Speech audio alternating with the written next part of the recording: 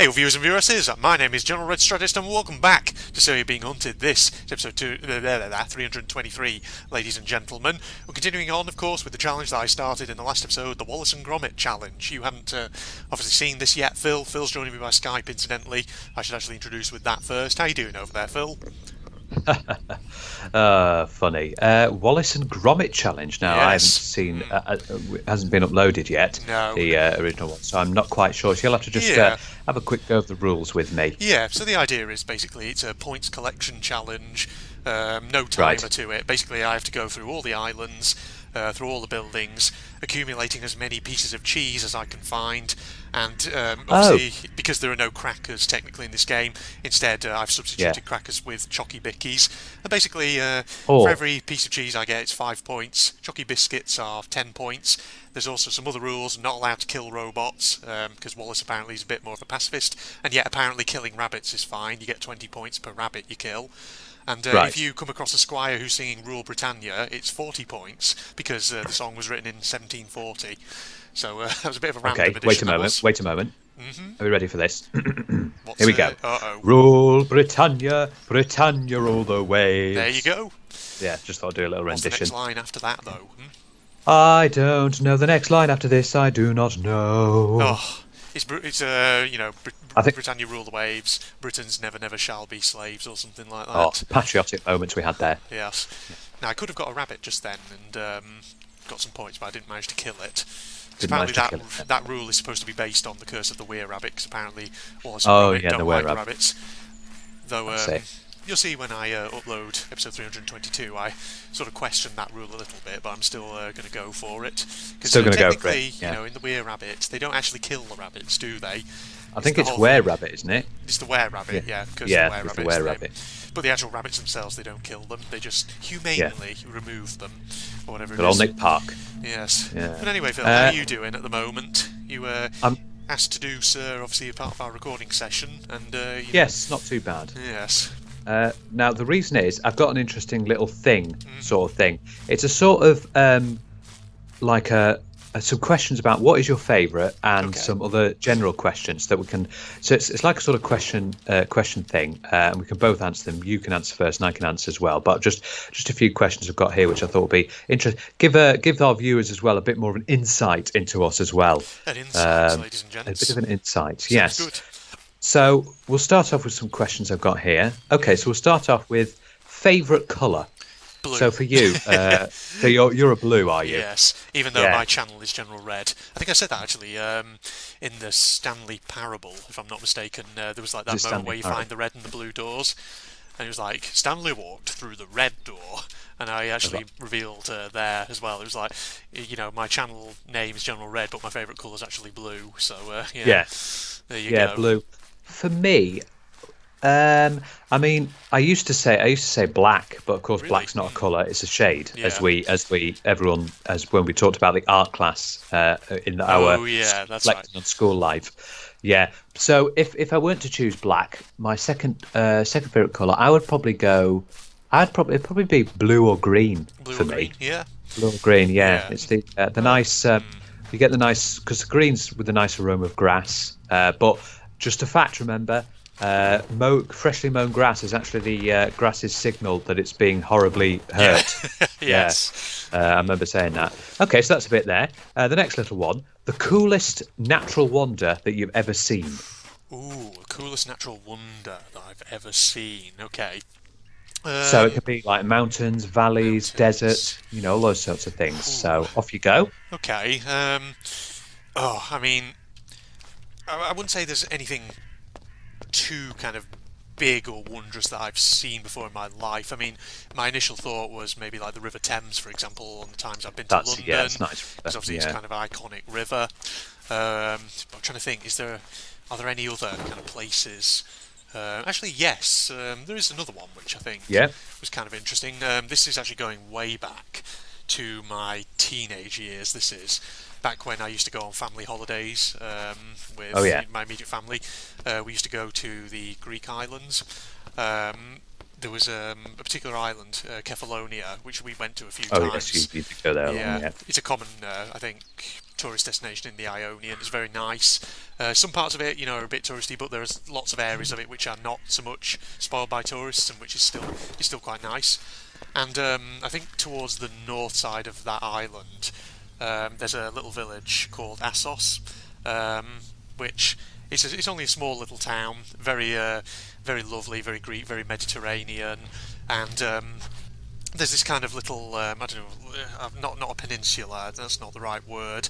It's sort of like a little sort of hill that kind of protrudes out into the surrounding Ionian Sea, and it's quite a big hill. But I suppose what's kind of most notable about it has this historic Venetian hill fortress on it. So it's not so much the fortress itself, obviously, because your question was natural kind of wonder. But I don't know, like the hill itself, it's just the landscape of it is very it's very kind of iconic because it's like very steep, kind of very hilly.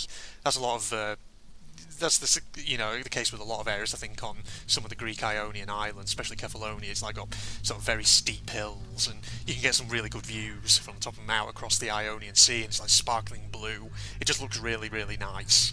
But yeah, that's I suppose actually is a slightly more nice interesting one. Yeah. What about you? You got any?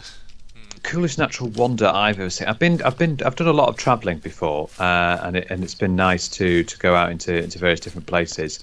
I mean, the countryside of the various English places, like the Lake District and everything. The Lake District is gorgeous. Yeah. And obviously they've got the various mountains. In fact, the Lake District should actually be called the Mountain District, as there are more mountains there than there are lakes. Indeed. But yeah, it's a beautiful location, especially Lake Windermere, if you go there, which is largest lake in England. If I were to say more broad terms, because I've been to a lot of places, Germany, France, America, I've been to the US. The US, which has vast expanses, like you've got long, straight roads in the US, and there's like vast expanses of land. We went to see the Grand Tetons, which are a series of mountains, a big mountain range, and they were nice to see. So I enjoyed seeing that when they're going. So those would be my sort of natural wonders that I've liked seeing. I'm surprised I didn't say the Lake District either, because I've been there plenty of times back in my younger days. That's quite iconic. Nice, isn't it? Yeah. Indeed, yeah. Right, let's do another question. These are fun, these, aren't they? They are. Next one. The best place you have ever travelled, and where you'd spend your whole life if you could. Oh, okay. So I'm just thinking of all the places I've visited. I mean, there's quite an interesting range potentially to choose from here, because I've been to all kinds of countries and places around the UK as well before. So let me think about this. I mean, speaking of like the Greek islands in the Ionian, Kefalonia is a nice one, and in particular towards the northern side of the island, there's a little like small side of kind of very little port village called Fiscardo. Which is just really pretty. It's really nice. A lot of it is kind of pedestrianised, so it's quite quiet. Yeah. There's not a lot of cars or anything, and it's really nice because I remember in the mornings when we go on family holidays and we go there. So in the mornings we go down to the village and just get a drink at one of the little bars. That does sound nice. Then go again in the evening for to get food. And it's just a really nice place because you sit on the waterfront and it's you can see all the yachts and sometimes the big super yachts that people pull in with. But of course it's not busy metropolitan. It is just like a little port village, so it's really quiet, really peaceful, quite serene. And you can sort of walk around the bay, and there's an old lighthouse that you can wander up to. Yeah, it's just really nice. Yeah. So if I had to sort of pick a place abroad, that might be a potential contender. Because it was really nice, and of course because it's Greece, it's a nice sunny weather for the most part. And it's full of oils. Oils, yeah, indeed, greasy oils. There you go, greasy. For me, the best. It's difficult to say the best place I've ever travelled because I've been to Trinidad and Tobago. I've been there. That was fantastic. That was lovely.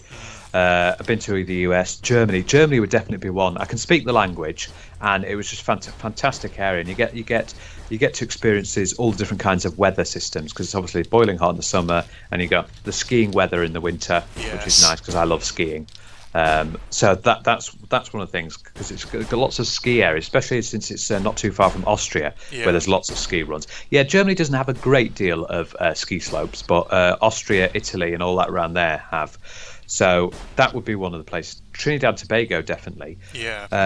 I'd definitely like to visit there again. Go over to Trinidad and Tobago and see there, because obviously they speak English there. Indeed. And it's a very nice place. You might find it a bit tedious when it's hot all the time, because that's mostly there. But the US is definitely another one. When we went back in 2008. Indeed. So that was it. Also, these questions as well, for your viewers, haven't answered them myself. Yeah, what do you think as well? Okay, so yeah, these questions are under the nature and travel sort of section. Yeah. So I've been looking at. We'll do one more from the nature and travel section, then move on to another category. Okay. Yep. So, your favourite type of wild weather? Ooh. Okay. Favorite type of wild weather. Yeah. So, kind of like. Yeah, like tornadoes, hurricanes, floods, earthquakes, volcanoes, those sorts of things. That's an interesting question, that is. I wasn't anticipating that one. I'm trying to think, what's my favourite type of wild weather? It's kind of difficult to answer in a way, because most of those types of things that you listed are potentially harmful things. Very devastating ones, yeah. I suppose you go for wild weather, like sometimes, when you're on like the seafront, for example, and it's quite gusty. Indeed. That can be quite interesting, I think, sometimes I'm actually kind of struggling with that one, because normally you'd say you like it when it's kind of sunny, because obviously then it's it's quite warm, it's quite clear, it's quite bright, it's just very nice. But sometimes I have a sort of weird thing, right, where sometimes I actually kind of like it when it's sort of a bit grey and rainy, because it's like you can just sort of sit inside, snuggle down with a book or something, that could be a bit wild weather. A hot cup of tea. Yeah, I know it sounds kind of odd, but because I think it's just that kind of weather which lends itself very nicely to just having a sort of indoors kind of very me kind of day. That's a good shout. Yeah, I suppose it would be sort of wild. What would I like? Floods and devastation and earthquakes. Floods and devastation. What sort of wild weather? I do like I just said before, I do like the gusty moments. Sometimes when you're in the seafront, as long as it's not Blackpool seafront. Yeah. But if you're Brighton, for example, or something, and you're on the seafront, it's a bit gusty, it's a bit of fun. Yeah, I do find that enjoyable. Yeah. Any other wild weathers that one I will say, which I'm not a fan of, this is kind of the opposite, is snow. I'm not a huge fan of snow at all, to be honest. Are you not? Oh, I do like snow. I used to, obviously, when I was a kid, because obviously, you go out, it's like you build snowmen, you have a lot of fun, but as an adult, obviously, it doesn't have that kind of magic anymore. And I always remember back when I was living up north, and I had my sort of part-time job for a supermarket and all that, and having to, like getting up early in winter and having to walk to work, and it had been like snowing, and of course, because it had been snowing on the pavements and people had been walking, it had been mushed into like a really slippery ice. As well. Yeah, it's just, I just came to absolutely dislike it. So that's kind of the opposite as well. No, I do like snow. Yeah, I'm fond of snow. I do like it. It's fun when it encases everything. That's why I like skiing, I suppose. It's a fun little sport. Indeed. Yeah. Right. So the new category we're going to move on to now is a food and drink category. Mm-hmm. Okay. Yeah. So we'll start off. Favorite meal out. Ooh. What's been your favorite meal out? Ooh. Okay. There's plenty of. Or if you can't think of a favourite, just one that you found very enjoyable. Yeah, I was about to say it's hard to kind of pick one in particular. I mean, I've been on lots of meals out before with friends, with family, things like that, and they all kind of have their highlights to them. So, I'm trying to think of some good ones. So, I always remember my dad's side of the family. Sometimes we would go out for sort of big sort of get-together meals. Those are good. Yeah, like local pubs and things like that. So back when, of course, I was living up north in Lancashire, we used to go to places like. Actually, I'll name a few of them. I'll plug a few pubs and things from the north. So places like, for example, the Derby Arms or the Corporation Arms near Longridge. They were, nice little pubs, decent pub grub, stuff like that. They were pretty good. I'm trying to think as well of other ones. Other good places that I've been for like meals out and stuff. I suppose there's always kind of like the multitude of restaurants and things you've probably been to when you were kind of on like road trips or holidays or whatever. My favourite meal out. What would I go for? I do like Guys. Oh, Guys. I'll put beside saying Guys. Billsborough, Guys is Lancashire. fantastic. Yeah. For anyone who doesn't know, indeed. Probably. Well, I mean, if you've got a good majority of your audience who are from the US, they've got no idea what that is. So. No, they know. But even people, if you've got from the UK, like live in Bristol or something, they're not going to know either, really. But yeah, it's fantastic. It's an Italian restaurant for those who don't know, and I've talked about it before. But oh my God, the spaghetti pescatore! Oh, magical! Beautiful. It is absolute one of my favourite meals out. Yeah. I do like pub grub. Pub grub is good, but that would be one of my favourite. What I do like is sometimes when you go for a walk and you finish the walk. And you go to a little pub at the end of the day, get a nice meal. Yeah, that's nice. Yeah, that's nice. It's okay, good. Next, favourite food from your childhood. Okay, favourite food from my childhood. So if we're going sort of right back, before I hit the age of 10, I absolutely used to love macaroni. I had a big thing for macaroni. Macaroni and cheese. Macaroni and cheese, things like that. So it was an absolute favourite of mine, that type of pasta. I don't know why, I just really loved it. Yeah. What was me? I'm just trying to think when I was young. Yeah, around about that sort of age, 10. Speaking of macaroni, though, I'm sorry to harp on a little bit about Greece here, because I've mentioned it a few times now. But I remember actually back in the day when me and the family used to go on holidays at Kefalonia. I remember in Greece there's like a type of Greek dish called pastitsio, which is basically a macaroni pie. And I remember that being really, really tasty. Macaroni pie. Oh, that does sound tasty. So it's not like a pie, obviously, like pies that we have here in the UK. It's like a very flaky sort of pastry layer on top, and then it has layers of like macaroni, various sort of meats and things like that in it. And it was just, it was lovely. Very tasty, yes. I'm trying to think what childhood did I like? What childhood meal did I like? Just thinking. When I was younger, my mum always used to cook a fantastic spaghetti bolognese and spaghetti carbonara as well. Oh, they were good. Absolutely fantastic they were. I know it's the sort of basic ones, but that was good. That was one of my favourite ones. As well, and I suppose that links to this other question down here. Your favourite dinner your mum made? Ooh, okay. Favourite dinner my mother made. I'm trying to think what would be a good one, because my old mum, she always used to do some good dishes. Obviously, like I say, going back to the whole childhood thing, the macaroni dishes she used to make were always obviously a big favourite. Yeah, those put them together. Those can be linked together, really, can't they? Yeah, they can. Favourite food from childhood and favourite dinner your mum made. Yeah. Sorry for the pause there. I was just sort of scribbling down points because I'd killed one of the rabbits. Good. Yeah. Keep going. Let's see what else we've got here. Favourite junk food. Favourite junk food. Okay, right. Yeah. So what were your favourite junk food? If you had to pick. Right. So, just out of interest, I guess here we can count all kinds of things like takeaways, fast food. Yeah, so this includes everything. Takeaways, fast food, junk food, just any old junk food. Okay, right.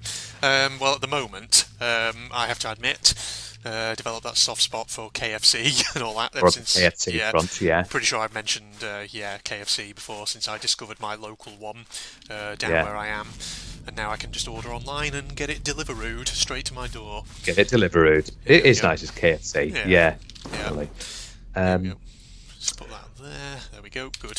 Sorry, just putting things in my storeroom, as you can see here.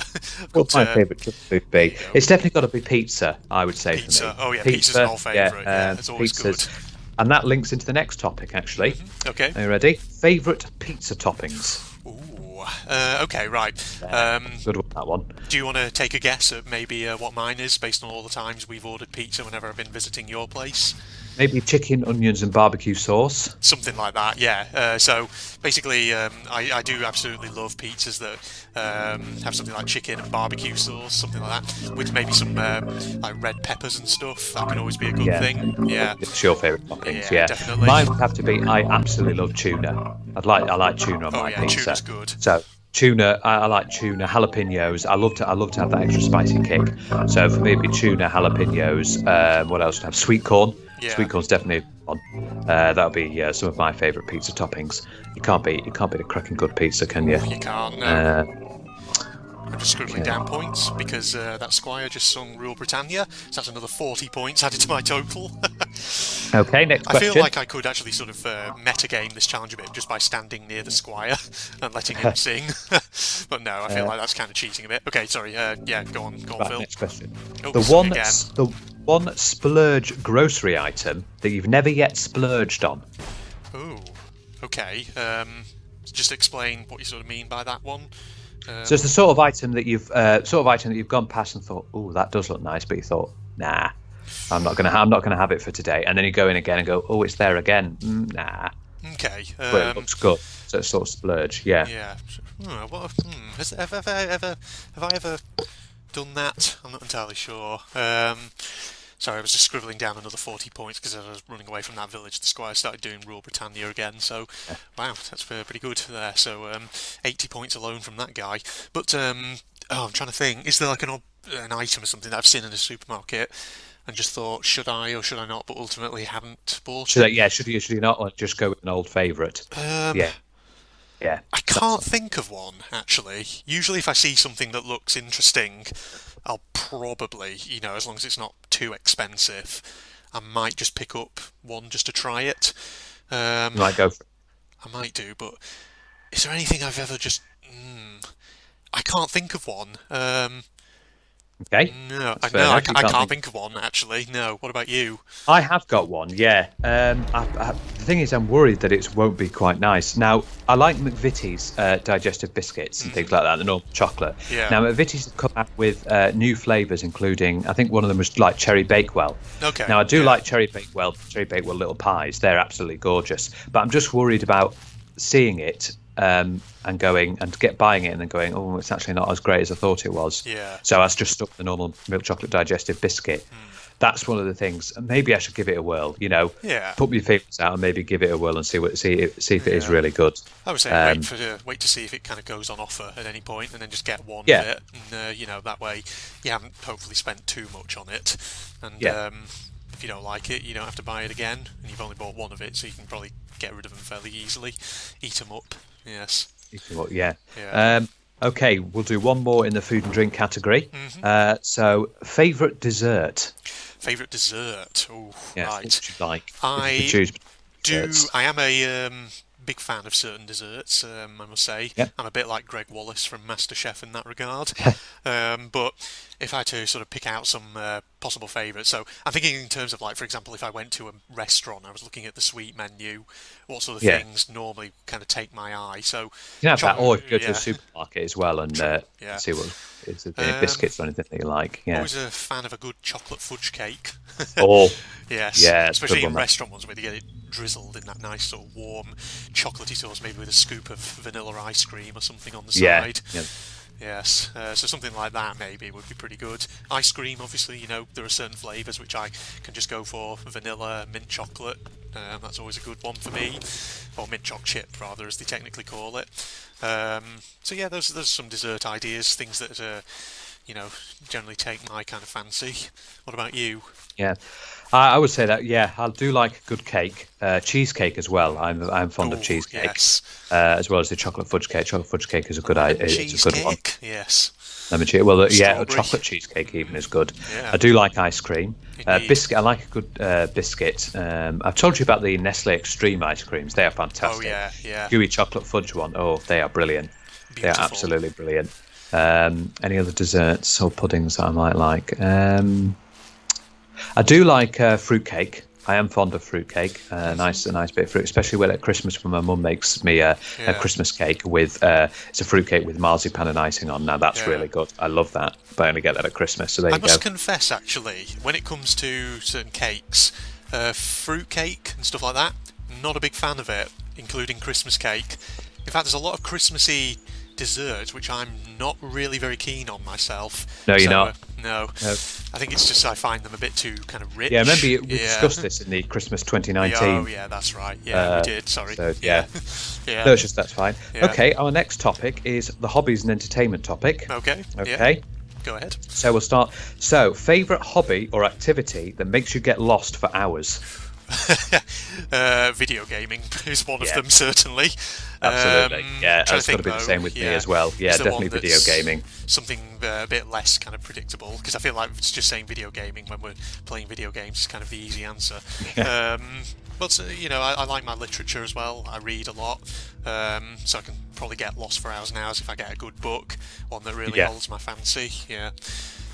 Just fun fact about that. A few episodes back, I was talking about Junji Ito, the horror mangaka, and I was saying how I kind of was interested in maybe seeing if I could get my hands on some of those. I have actually now got my hands on a couple of his. Oh, have you now? Yes. Yeah, I've already read them because I started reading them. I just basically read them cover to cover in like one day because they were just kind of fascinating and they were really, really good. So you've enjoyed that, yeah. So for anyone wondering, one of the stories of his that I picked up was Uzumaki, which is the one about the town in Japan that's haunted by spirals, which is a really weird story, but it's, at times it's quite comical, but it's just the artwork of the manga strips is really, really good. And the other one was Gyo, which is the one where there's like all the horrible fish monsters with legs that come up out the sea.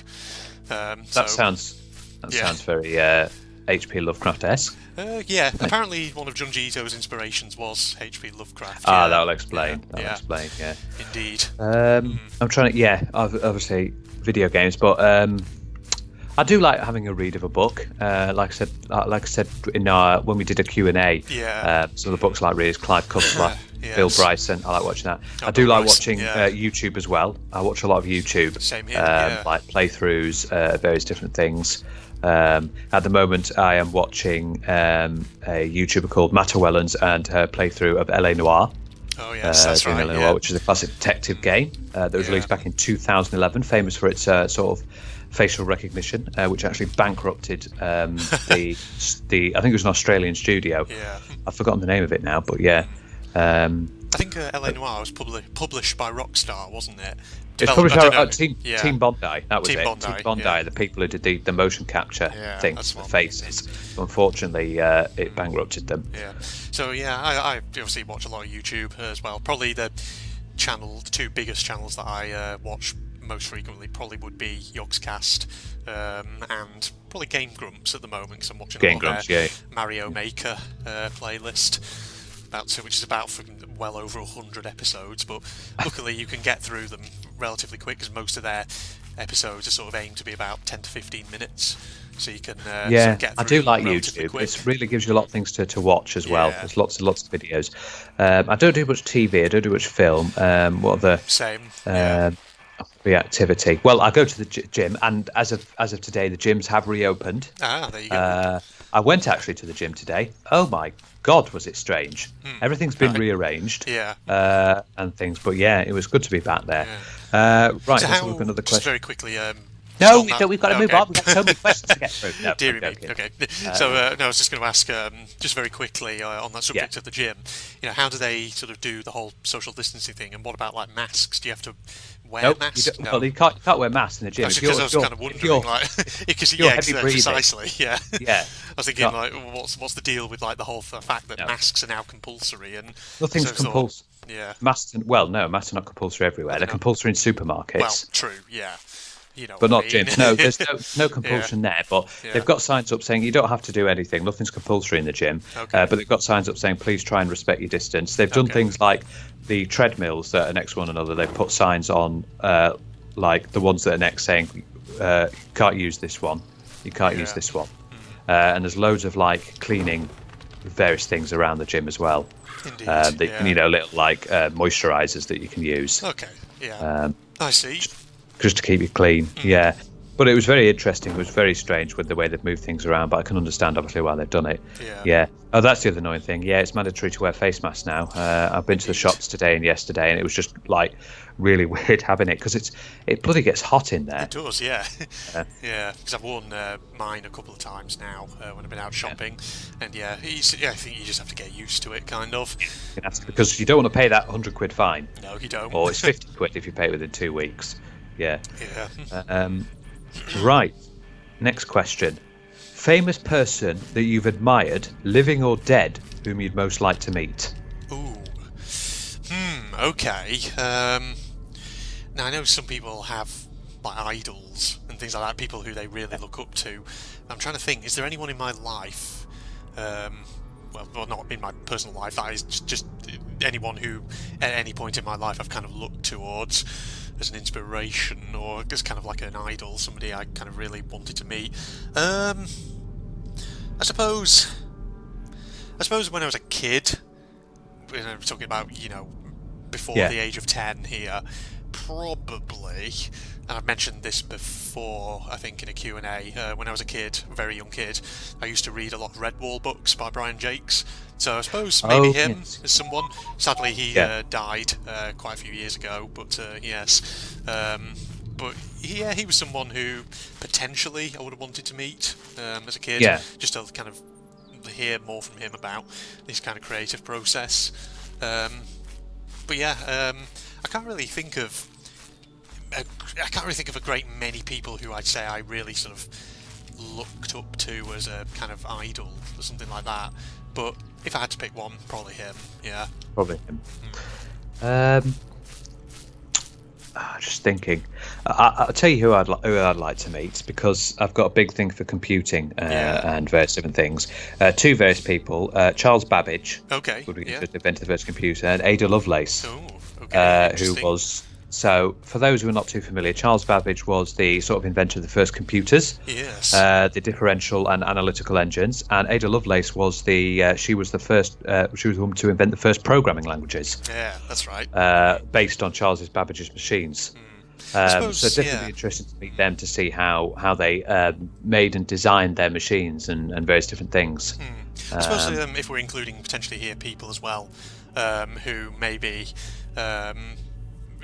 kind of historical figures, as well as people who maybe would be interested to meet now as adults. I suppose I could refer people back to that episode we did where it was the dinner party guests one, because I think I mentioned some interesting names there. Definitely look at that one. Yeah. That'll give you more of an idea of who'd want to discuss. Yeah. As well as the guys from Love Island, we wanted them there as well. Yeah, that was those people. The less said of them, the better. I know. Indeed. No, that's indeed. Okay, one more from the category of, what the hell was the category again? Hobbies and entertainment. The best paid entertainment that you've ever seen. Best paid entertainment. Okay, so... Yes. Ooh. Now, this can include things like, obviously, concerts, sporting venues, cinemas, various things like that. Paid entertainment like that. Okay. So I'm just sort of going through some of your examples there, and I'm thinking, well, I can't museums, say... of course. Sorry, I should mention museums like SeaWorld or historical museums. Those are classed as paid entertainment. Okay, so probably for me it would be some of the museums that I've been to in my life. You can't class the National Weir Museum, because that wasn't paid. Not paid, true. But there are ones I've been to which are paid museums. So, for example, I think was I can't remember. Was the Manchester Science Museum, was that a paid one, or was that technically free? No, I don't think that was. Okay, so we can't count that one. I think, for example, places like the Imperial War Museum in London, that was a good one. I think that was paid. I can't quite remember. It was a few years ago. If it was, then I'd count that. I think the Ashmolean in Oxford was a paid one, if I remember correctly. So, if so, then I'd count that one as well. The Roman Baths in Bath, they were good. For me, it would be museums, because I love a good museum. I'm with you on that one. I like a few museums. The ones like the Royal Armouries in Leeds, that was fantastic. Not a paid one though, is it? Was it paid? Leeds Royal Armouries? Oh, it was a paid, was it? No, Beamish. No. Beamish, that was a good one. Yeah. The thing about Beamish was it's an open air museum, so you can actually go out into around the towns and cities outside, rather than being stuck in a museum. But other things, I have seen some good films in cinemas. Yeah, they were good. I've seen quite a few Harry Potters and other stuff. Other stuff like that. Yes. Cinema's always a good fallback as well. They are. I'm not really sort of concert person. No. I'll tell you one of the best paid entertainment I've seen. I have actually been to when I was watching football, being inside the stadium. Oh right, yeah. Now that was fun. Yeah. Because I went to Old Trafford, which is the Manchester United football ground, and that was the atmosphere in there. That was really quite something, quite exhilarating. I can remember, in my very young childhood years, you know, my my dad used to be a big fan of Blackburn Rovers, long before they had their slight issues with their owners from India. What was the company called? I can't remember. It was like they got bought out by an Indian poultry firm sometime in the sort of 2000s or 2010s, whenever it was. But prior to that, my dad was a kind of big fan of Blackburn Rovers. That was the day when I think Alan Shearer used to play for them, so they actually did quite well. And I remember there were a couple of times where he would take us off to matches at Ewood. Was it Ewood Park? Ewood Park, that's Black football ground. And I can vaguely remember those. And again, like you say, it's the atmosphere of them. That's a bit funny because I thought you're not very fond of football. No, I'm not. Yeah, I'm not a big football fan. But again, like I say, this was going way back. Way back when I was a very young child. Yeah, so this was a long time ago. This was. Yeah. Right, our next category is the people and family category. Okay. Mm-hmm. So, favourite conversation you've ever had with a person? Probably the conversations. It can be actually with anyone, can't it? Probably, some of the crazy conversations I probably had with you. We have had some. Not just in recording sessions for video games, but just sometimes when, for example, I'd be visiting you, we'd be playing games on one of your consoles, and usually it'd be me coming out with something utterly stupid. You'd break down in laughter. Like that time when I always remember the one where we were playing Assassin's Creed 4 and I completely forgot Adewale, fucking hell, I can't even remember it now. Adewale's name, and I came out with something utterly stupid. Adelala. That's the yes. Adelala. Yeah. Yes, and you just fucking broke down. You thought that was the funniest shit. That day. Oh, yes. That was something funny. about it just tickled you very well. Yes. I think there's ones where we've had conversations in the past on the things like and you put and things like I coming up with weird things like in a way we're all. I think there was one where you had to back when you had to subtitle me. Oh yeah. And I said something along the lines of in a way we're all related to dogs. Oh yeah, that's right. God, I remember those days when I had to subtitle Operation Vorsichtig and all that. God, we have had some good conversations. I've had some good conversation with my parents as well. We always have a good laugh together. Indeed. And especially with my colleagues at the moment. We always have a great banter. Yeah. Right, next question. Teacher who changed your life and why? Ooh, okay. You had a teacher who changed your life or did really well for you? I can remember some of my teachers from high school. I do remember some of them relatively fondly. So I remember my Year 6 primary school teacher. I remember him being quite sort of lively and entertaining in class. That's good. It's good when you have a teacher like that. Especially in sort of primary school, when you're dealing with younger children. So there's him. Thinking about, for example, in high school, I can remember a few names. I think I actually remember my high school English language teacher. She used to teach us in Set 1 English, and I can remember after I'd graduated high school and went back for like the award ceremony, whatever it was, and seeing her afterwards, because I think I got the award for English language, like best performing, whatever it was. And she was really pleased for me, and so that was a really nice moment. That was a good moment, wasn't it? She came up to me afterwards. I remember that. And I can remember some of my sixth form teachers quite well as well. There's some right personalities among there, so I can remember quite a few teachers fairly fondly, as well as obviously remembering others for other reasons. Yes, either because they were terrifying or because I have slightly less glowing memories of them. Yes. So I suppose it could change your life in a good and a bad way. For me, I had a teacher in secondary school who really stood out for me. Is my biology teacher. Oh, right. She was really good with the. She always used to swear as well, which is quite funny. I really liked her. She did good with the biology lessons, and she always had different ways of keeping us motivated as well. So she was definitely by far. I think apart from her, some of my university lecturers were really friendly and good as well, and they helped me out, especially my IT one. I think in terms of university, sort of university. No, you've had your go. Oh, Damn it. It's just you reminding me too late that I could Yeah. also have spoken about them. But yeah, if I had to shout out someone from university, it would be my PhD supervisor who also supervised my MA and BA dissertations. Yeah, so I was there working with him quite a lot. They're always nice. Yeah, as long Very as you nice get a guy. nice person. Yeah. Absolutely. Yeah. Okay. Indeed. New topic now.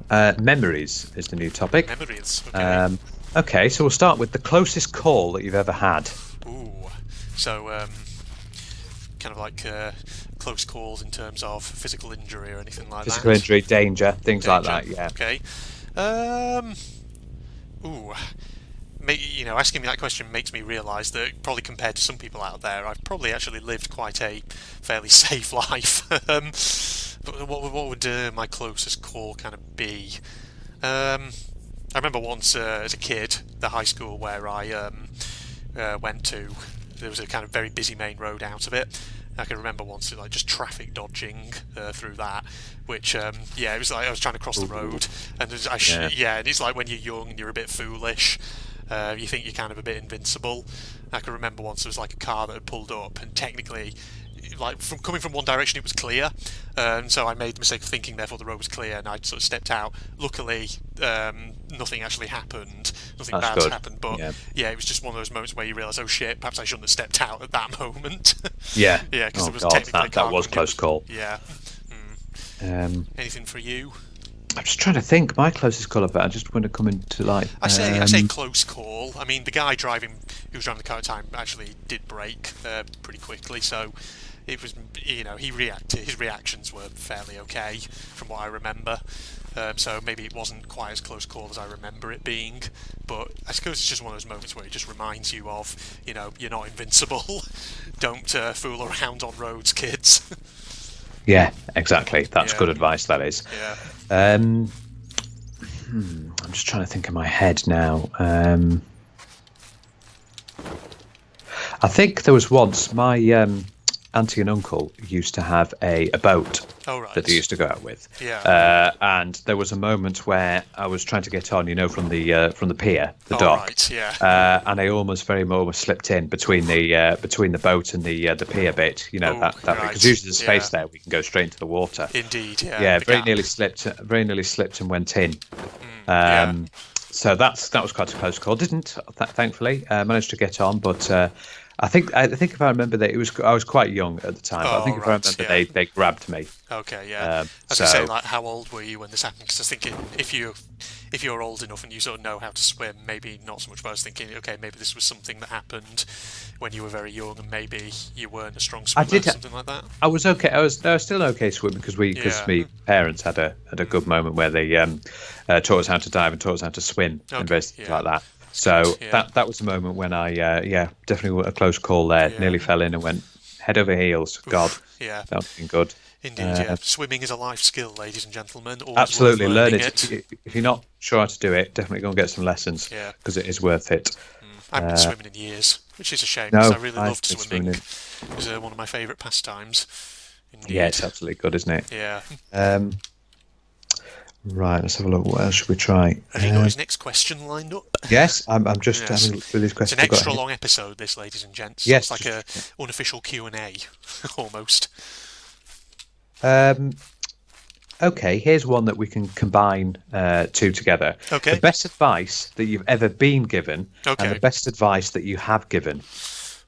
Okay. What would be the best advice I've ever been So first of all, given? the best advice you've ever been given. Yeah. Probably just that sort of general advice of Make sure to always be nice to Phil. that. Actually, I mean, there's a couple of examples possibly I can think of. These are not.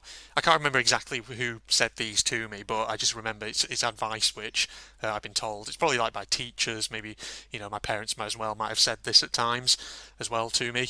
Yep. But like for example, one of them is whatever you do in life, try and aim to do something that you enjoy doing.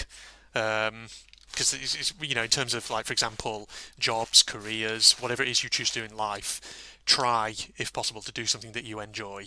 Exactly. Yeah, That's fantastic indeed. because if you think about it, if you go into a job that Yeah, lovely, high paying job, but it's really dull work, indeed. then it's if you're not enjoying it, you're not going to get much of it. Or if Yeah, you go into a job that's not got as great a salary, but you yeah, really love doing it, there you indeed. go. That's fantastic, isn't Yeah, it? because I think it might have been actually my mother, actually, who might have been one of the people who told me that, because apparently I think from her own experience when she was younger, and she was in her sort of young adult years, when she was out there working, I think she was kind of maybe pushed a little bit by her parents to kind of go into fields like social security and stuff like that. And I think she kind of looks back on that and thinks, like, she kind of wishes she'd done something else. But Yeah. yeah, I think, like, for example, I think she wished maybe that she could have perhaps maybe gone to university, maybe done like something in art related, something like that. Not to say, of course, that she hasn't led a kind of good life or hasn't had good jobs that she enjoyed. It's just, I think, that moment in her life, she, I think, kind of reflects back on, and based on that, I think, the advice she kind of gave to me was, whatever you do in life, try and name something that you actually enjoy doing. I suppose kind of related to that is that advice of, don't kind of, take the advice maybe of people around you, but don't kind of let them dictate your ultimate decision on what you do. Yeah. Um, so, because at the end of the day, you don't want to kind of go into a job just because you want to, you want to just earn money. You don't want to be sort of chained to a desk doing something that you just really don't enjoy. And I think it's the same kind of advice, really, not just for jobs, but also for things like education as well. Don't just, if for example, you're applying for, say, a degree, something like that, to do a degree rather, pick a subject which you think you will actually be interested in doing.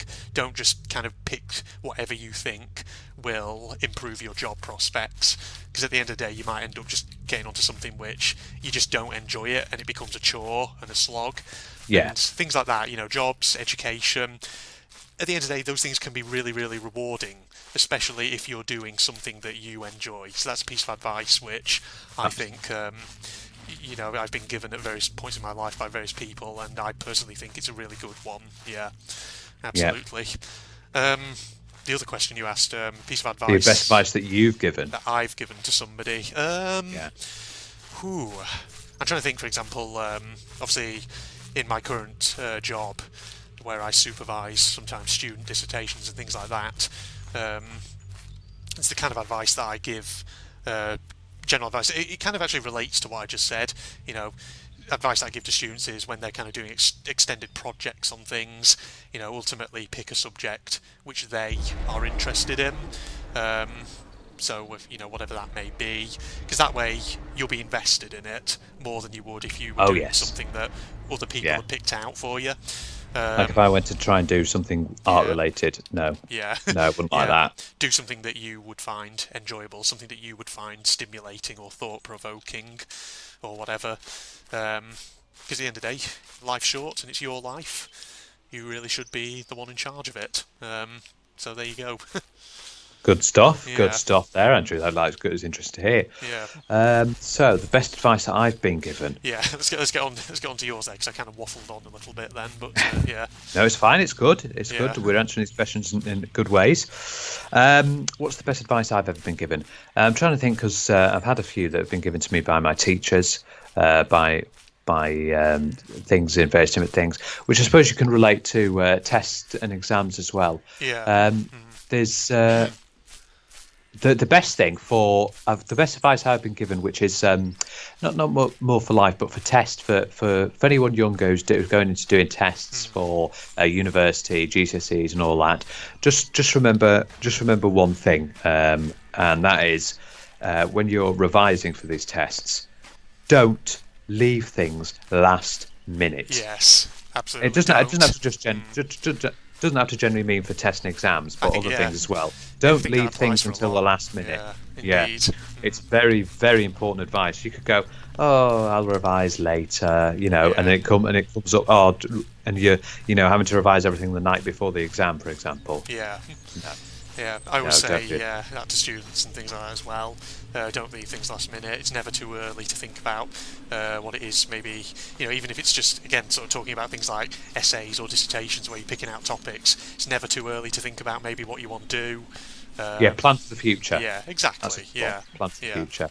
And the best advice that I've given someone, what advice have I given someone? I'm just trying to think in a job recently because it's a tough one that. Yes, because you're a team leader, aren't you, in your job? Yeah. So is the best thing, the best advice I've given someone is, if you make a mistake, we are all human. Yeah, yeah. You know, That's a at the good end piece of of the day, mistake. Good perfection. piece of That's mistake. a good piece of mistake. A good piece of How dare advice. Sorry. Oh, that Yeah. was a slip of the tongue there. That was. We are human. We Yeah, are not yeah. perfect.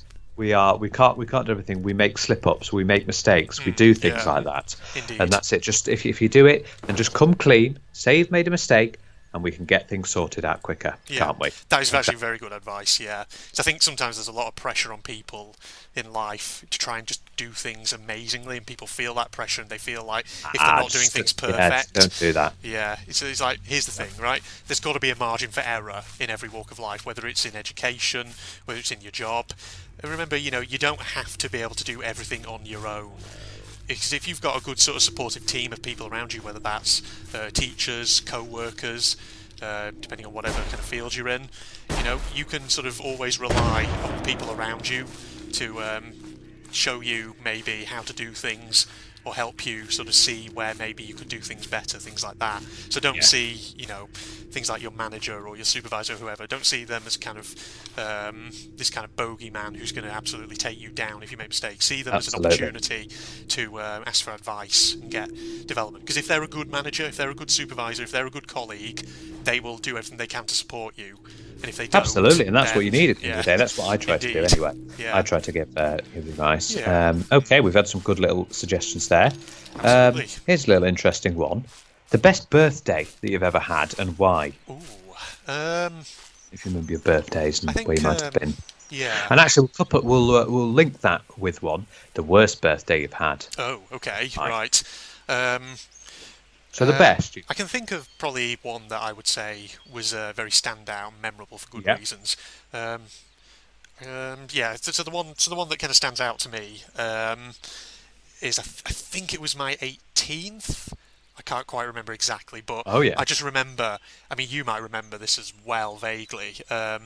When it was 18th, we had like a big sort of get together at my house. Lots of family. I think you and your folks came as well. Oh, I And think we I had remember like a that. big buffet meal. We had like lots of hot foods, some curries and things like that. And it was just a nice little get together with the kind of wider family and friends, things like that. It was just one of those kind of moments in life where you just kind of with the people who kind of mean the most to you in the world. It's just a nice sort of pleasant memory. So I think you might be able to remember that actually. Yeah, because I'm pretty sure you were there. I did turn up. I did turn up, and it was So it's quite a while ago. Indeed. As for worst, I wouldn't say there's any I've had which were kind of like bad, as in they were just horrible days. I think the kind of least remarkable birthday I ever had. It was like. I was a kid at the time. I can't remember what year it was. I just remember that for some reason, at some point during the day, we went to Windsor's World of Shoes. I can't remember why. But what? Well, it's just because it's not that it was bad necessarily. It's just that when you're a young kid and you get sort of dragged around shops, it's like it's like, oh, I'm so bored. I know, that's understandable. Why were you taken to a shoe shop? I don't know. I can't remember. I think it's because maybe we needed new school shoes or something. I can't remember exactly. Oh dear. We just ended up for some reason going there. But it's not that the birthday was bad. It's just that it's just one of those things where you think, oh, it's my birthday, can't I be doing something more exciting? That makes sense. Yeah. My best birthday was I had a few when I was younger. I used to go bowling a lot. Oh right. Oh we used to do a lot. Get invited to do along. Yeah, we used to go bowling a lot, and I really enjoyed doing that. Bowling and we usually had the gutters up because I was young, so that makes sense. Yes. But Yeah, we did go bowling a lot, and then we had a nice meal afterward. There was one, well, especially when we went to Frankie and Benny's and just had a massive, yeah. like, I think it was like a steak, because they do like 16, 17-inch pizzas, Oh, which are yes. huge, Humongous. and you have to share them among people. Yeah, Aye, that was one of my best. I remember that, and I always used to love bowling. I stopped doing that now, but the ones I go now are quite nice. Because I think the last one I went to Guy's again, which I mentioned at the start of this video. Yeah. That was nice. I went to Guy's. My worst I can remember is my 15th birthday. All right. Everything sort of went wrong on that day. Yeah. So on the day, we were going to have like a normal day, but we were going to go have for the evening meal. We're going to have like a cold buffet with sandwiches, pork pies, and everything. And I invited you, and I invited my grandparents. Oh, right. Unfortunately, both you and my grandparents were ill. Oh God, yeah. I think I vaguely remember now. And That's jogged my memory a bit. Yeah. And had to cancel on me. Yeah. So you were sad. had to cancel on me, and they were both not feeling very well. Had to cancel on me. Yeah. So we decided the idea was going to Blackpool Zoo. So we went to Blackpool Zoo, and it was absolutely pissing it down. Oh, yeah. That was the second thing. That's unfortunate. Absolutely pissing it down. And then the final sort of last straw was the fact that we didn't manage to get all of the food ready in time. Oh dear, yeah. So, sounds like it sucked a bit. But, yeah, so that wasn't the best, but that was one of the memory for me that I remember. But that was another interesting one, wasn't it? Yeah, it was. Yeah, indeed. Any more questions there on your end, then, Phil? Yeah, I've got a few. Indeed. Yeah. Okay. Hit us with the next one. Yes. Okay. This is a common question actually. That's with I think the one item you would take to a desert island. Ooh. It's one of those common questions. What one item would you have on a desert island? Can I say survival kit? Yeah. Well, what would be included in your survival kit? I feel like that's cheating though, because technically it wouldn't be one item; it would be a whole range of items. Okay, so if you could choose one item out of your survival kit, what would it be? Right. Well, probably actually. Again, just going back to the whole survival rule of three thing, I'd probably like take something to use for shelter, so maybe like a tarpaulin or something. Yeah, because you also like tarpaulins, you could get sort of different uses out of that in a survival situation. You could use it for shelter to stay out of the sun, something like that. If you like had some sticks or something, you could sort of string it up to kind of create like a solar still to get water, something like that. So it's related off that TV show, if you remember, Desert Island Discs. Yes, that's right. Yeah. So I've got something quite practical there. I know people on that show tend to say quite wacky and funny things. Yes. Yeah. And I've just gone straight for the immediate sort of survival kit, tarpaulin, something actually useful. Well, I'll tell you what I would bring with me. And I would bring a one of those P&Q cruise liners, because not only will I get to leave the island, but I get to leave in full-on style with all the little bars and restaurants that are in those cruise liners. Yes. I should have been thinking in those terms. Yeah. Yeah, you see, I'm thinking. I've got my brain screwed on, and it's ready to go. It's like those Lego pieces. My head is on. Speaking of P&O cruise, like a cruise ship. Okay, but what if it doesn't come with any crew? Are they classed as separate items? People who can actually sail it? Well, no, because a person is not really an item, are they? Well, in my world they are. You're all just objects to not me. Items. So I've got the crew and the ship ready to go. Yes, I'm out of there. Boom, shakalaka. See you, bitches. He goes. Okay, next his middle question. finger up at the island. Go ahead. Most rewarding time that you've ever spent volunteering? Oh, okay. I think actually I don't have to think too hard about this one. So volunteering, probably the radio stuff we used to do together. Yeah. Back up. We still do. Yeah. Still do. That's definitely the one. Yeah, that'll be the same for both of us, really. Yeah, because we both obviously volunteer, although remotely, for the radio station for a hospital. Yeah, it's just a good one because you get some good conversations going. It's an interesting thing to do. So yeah, and it helps the patients at the hospital out. Yeah, you're doing something good for them as well. So it's a nice feeling. Good rewarding Sometimes feeling. you might do things like when you were younger, doing like cutting someone's lawn maybe for just to help them out or something like that. Yeah. Yeah. Indeed. What is your favourite outdoor smell? Ooh, favourite outdoor smell. I must say, I'm a big fan sometimes if you're on like a coastline, just that really sort of nice fresh sort of sea smell, which is why I think, for example, that's why I said earlier that little seaside town in That's Greece. nice. Yeah, Yeah, that's seaside smell. I agree. You're not allowed to say freshly mown grass. That's not. No, yeah. that's nice. That's not nice. No, that's Yeah, no. coming at the expense of the grass's well-being. Yes. Nice. Yes, smell. Yeah, because I can remember, like for example, if and I mean like a proper fresh sea smell, so no like man-made sort of smells in that, but just as it naturally smells, with like carrying in that sort of nice, slightly crisp waft of salt in the air. You know, it's a good smell along with that. You know, when you get those like shells, Oh and yeah, you can smell inside, and they've got that sort of sea sort of life as well. indeed, Yeah. yes. For me, another outdoor smell would be this petrichor, Oh, okay. as it's called. For those who don't know, that's the sort of smell of wet rain on like a sort of after like a dry day. Yeah, So it's that's sort of actually an smell of interesting wet, smell, sort of isn't smell it? of wet rain. Yeah, it's called Yeah. petrichor. Yeah, I know what you mean. Yeah, there is something oddly satisfying that I find about that smell as well. Don't know why. It's nice, but I think it's Yeah. mostly mainly when it's rain on tarmac, Yeah. or it's rain after a hot day. Indeed. You get that rain. It's a very nice smell. That's a Yeah. nice outdoor smell. Okay, what another little smell one? Favorite baked good Ooh. that you like smelling? Okay, actually, yeah, this one's actually not too hard.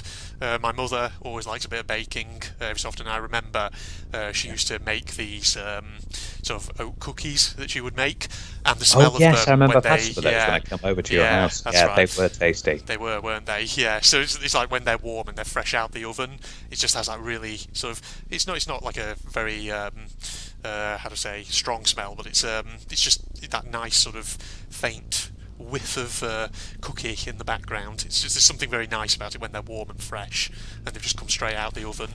It's very nice. So yeah, that's my answer. Oh, it's nice baked goods. Yeah.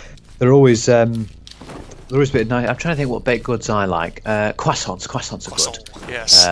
And the way they actually bake them is really good. Indeed. I love a good croissant. Just trying to think, Brezen or pretzels. Oh, pretzels. They're always nice. Yeah. I love them. What else? Is there anything else? Just trying to think. No, I don't think. I think those are the baked goods that I would really like. Right, I think we do a couple more questions. Okie doke. What's coming up next on the list? Here's a category called random. We'll just Random. use one from the random one. Mm-hmm. Okay, there's some weird questions on this one. Okay.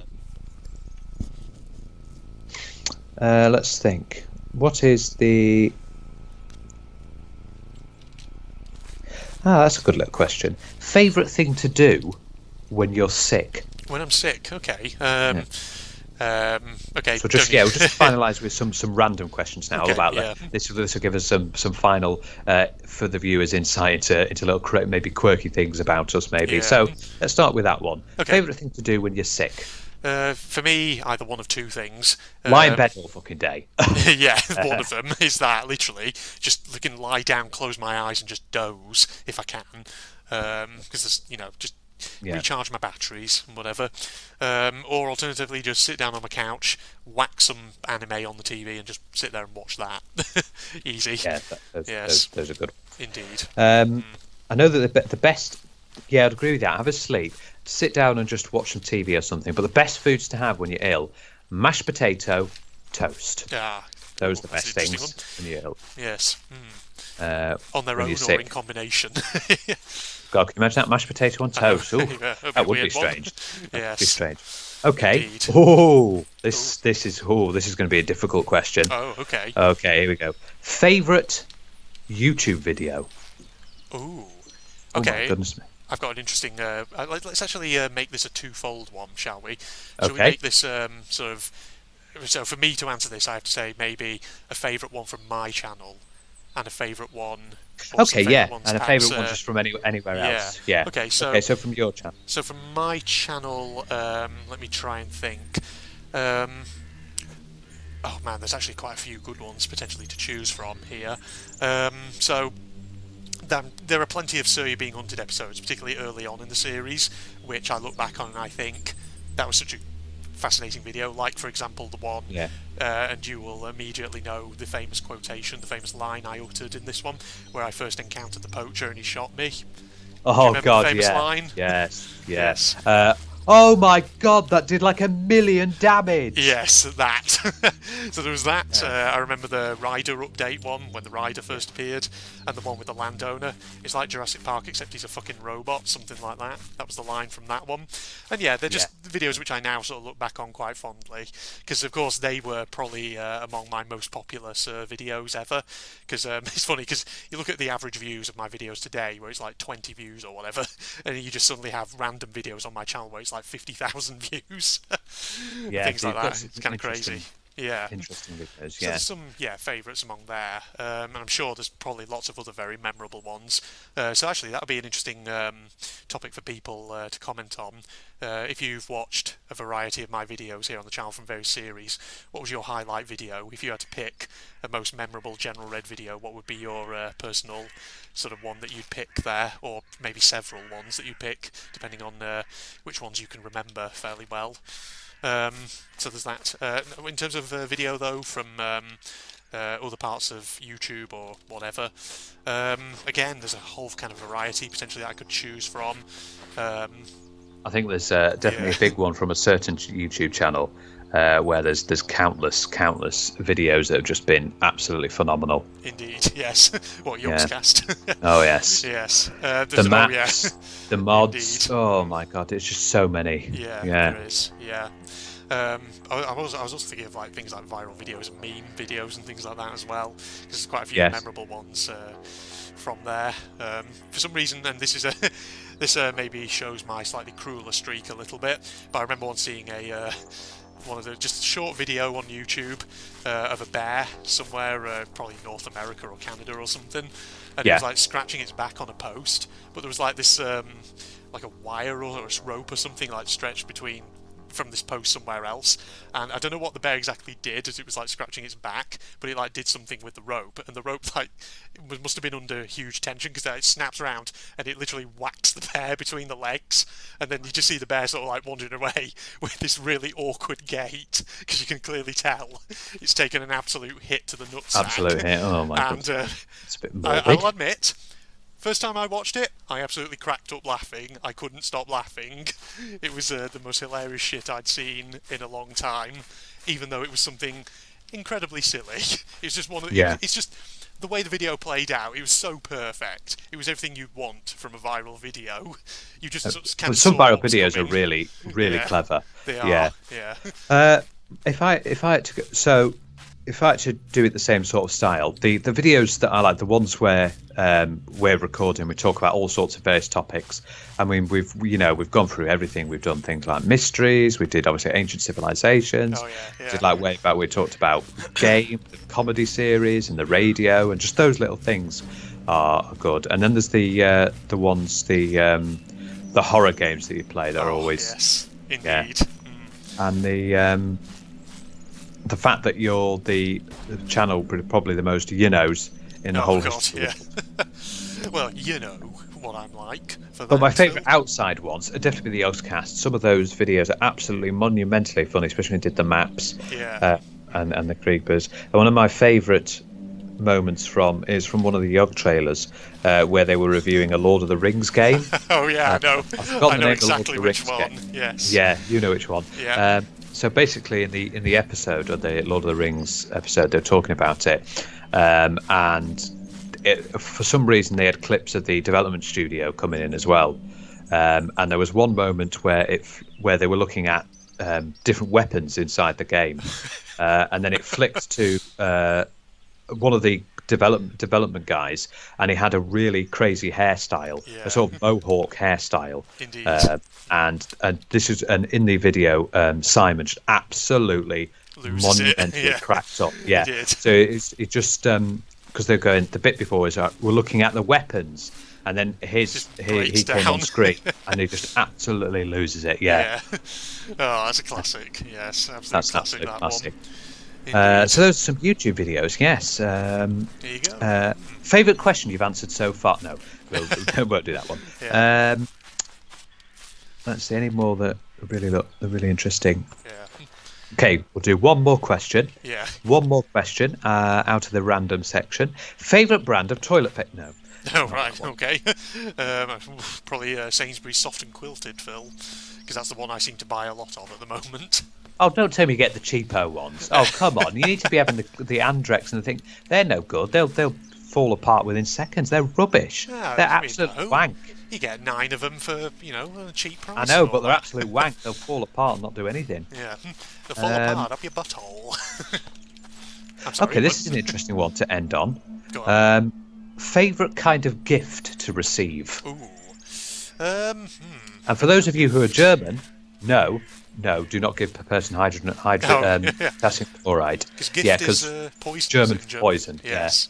See, I know that from Wolfenstein 3D, I think it was, because there's a character in that called Otto Giftmarker, and apparently that stands for poison maker, or it translates as poison maker, something like that. Yeah.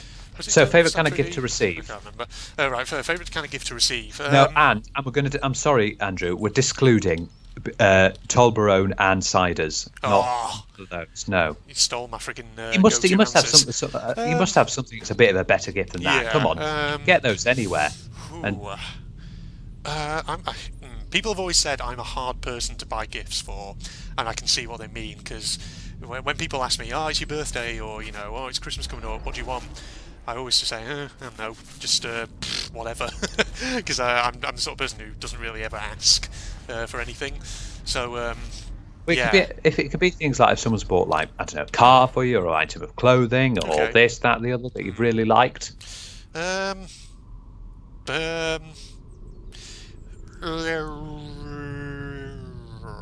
trying to reflect on all the things people bought for me over the previous few years. Was there anything that particularly I'd select out of all that?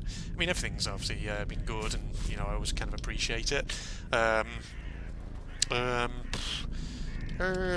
suppose always, given that I do like my literature, you can always get me a good book, and I'll be very much pleased with that. Yeah. Yes. When I say a good book, a good, nice, thought-provoking piece of literature, not just any book. Because I do have a slight thing where I say, if you're going to get me a book, don't buy me what I would call coffee table books, which are what I mean by that is kind of like books which are the sort of things that you'd find in like a hospital waiting room on a coffee table or something. Well, they're mostly magazines. Not really books. They're mostly magazines. Yeah, true. No, I know the ultimate book for you is I can't really explain it very well. The Hungry Caterpillar. The Hungry Caterpillar. A is for apple. That one, it's those baby books. Like A is for apple. Indeed, yes. That's the sort of books I'm into. Is fine sterling literature. I know one. Indeed. I think the best gift I've received. Yeah. I think the best gift I've received is it's got to be when my parents and my grandparents helped and contributed towards money to buying my new house. Yes, yeah. That's got to be one of the best gifts I've received. Definitely. Indeed. Getting a new house, which you've seen. You've come round a few times. Indeed. I remember.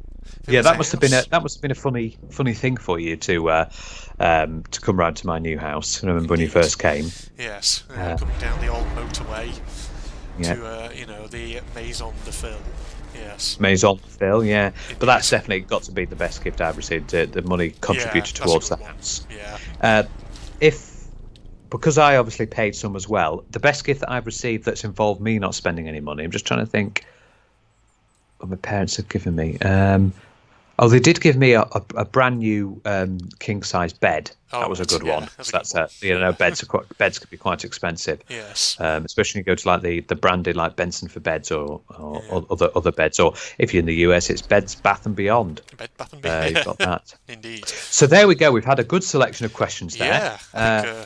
And hopefully your viewers now got an insight into us. Yes. I feel like quite a few of our answers there were very sort of practical. In the sense of what sort of gifts do you really kind of value, things like that, and I think we've said some quite practical stuff, so that, definitely I think might give a bit of an insight into us. What gifts do you kind of value? Where I said I got a house and you said I'd have Tolbarone cider and a book. Yeah. Yeah, I value that totally. Well, definitely what we should do is, viewers, if you want to answer all the questions if you wanted to, or if you just want to answer a couple, put your comments below. You can either choose to answer every single one if you wanted to. I don't know how, because we did do a lot of questions there. I don't know if the comment section has got like a character limit. Hopefully not. I don't think so. No. Yeah, well, I then don't they think can it write a has. huge essay. Yeah. If they want to do all the questions. But if you don't want to do all the questions and you want to do 3 or 4 of the ones that we asked, then you can have a go and tell us what your answer to those questions Indeed. is. And what's your favourite General Red Strategist video as well? Don't forget that one. Or, what's some highlight General Red Strategist videos for you, ones that you really enjoyed. Yeah. Because it'll just be an interesting insight into what it is that my viewers actually really liked the most from all the time that my channel has existed. So yes, do that, ladies and gents. Whilst I Which run is said, towards the Paul? standing Which is said by Andrew Moore? Is it A, is it B, like, or is it C, my FPS? Oh yes, that one as well. Or is it Can't D, forget that one. arse end of the shed? No, it's definitely not D. I haven't said that in a long time. Or is it E, gas from my tea? Could be that one. Who knows? Yes. There you go. You got 5 choices there. Indeed. So pick from those, multiple choice. You got a 1 in 5 chance of getting it right, ladies and gents. So exactly. Might as well engage. No prizes though, because I'm a stingy bastard.